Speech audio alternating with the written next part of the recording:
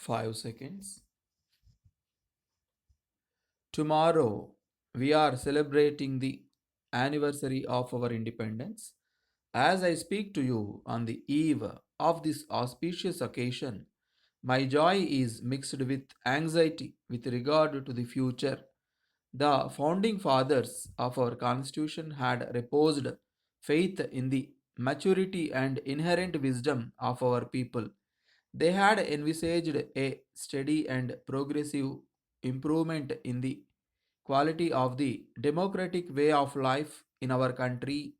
They had assumed, and not without good reason, that with our glorious heritage and long traditions of morality and conduct in public life, we would not prove unequal to the challenge of the future.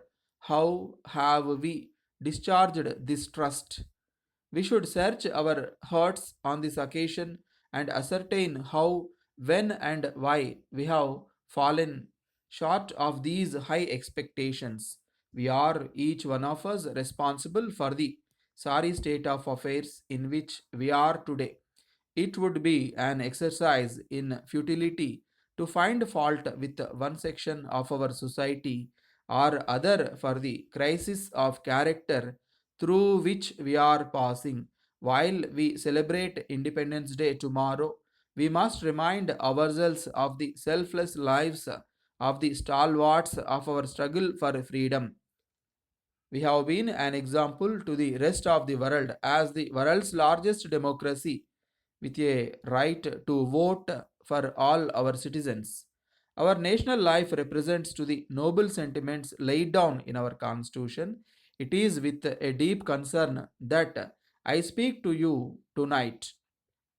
Every day I see the stresses and strains to which these noble ideals are being subjected to in recent times.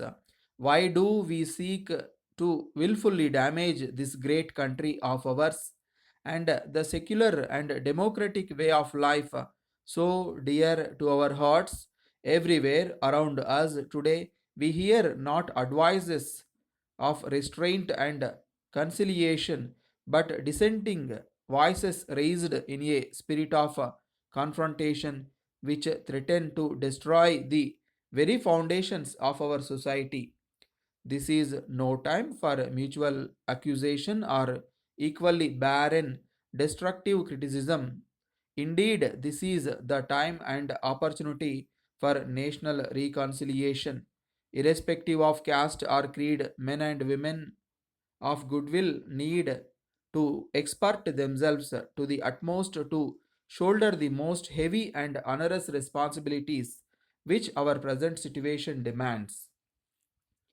I do not wish to point an accusing finger at any political party or line of political thinking for the tensions under which we all live and work today.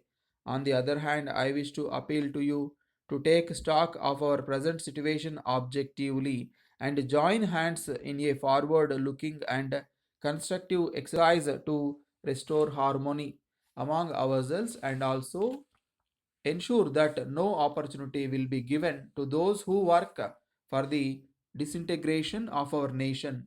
All of us are Indians first and Indians last. If India dies, who among us will live? Will such a life be worth living? This noble thought should guide and conduct us in the crucial days ahead. Our constitution, which is the most comprehensive written constitution in the world, cannot obviously provide for every possible contingency in our national life. Necessarily, therefore, very healthy conventions based on sound and lasting principles of public morality and basic values in public life will have to be evolved. But this is not all. We have to take note of the rapidly changing lifestyle of our body politic. Since independence, principles have never been so compromised and basic values of life treated with such contempt. The time is ripe at the present for enlightened public opinion in the mainstream of our national life. Sir, in the present day situation, of growing unemployment, you are aware technical education alone is in a position to make people stand on their own feet. The Kamala Nehru Polytechnic for Women Hyderabad, sponsored by the Exhibition Society and aided by the Government of Andhra Pradesh, is running six diploma and two post diploma courses. The students are admitted into these courses through a common entrance examination and allotted by the convener. I am to submit that according to the revised norms of All India Council for Technical Education, we have to update all our laboratories by procuring additional equipment. All these additional equipment has become necessary in view of the implementation of a new syllabus in various courses in our institution.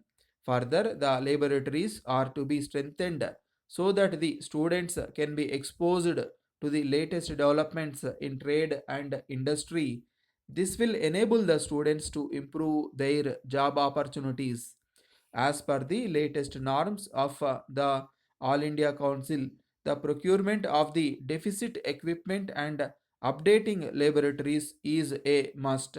We are afraid that we may not be able to fulfill their norms unless the additional equipment is procured and laboratories are strengthened. Proposals are now submitted for the procurement of deficit equipment and strengthening the laboratories in addition to repairing and maintenance. We once again request you to accord the necessary sanction. The details are given in the enclosed statement. Yours faithfully.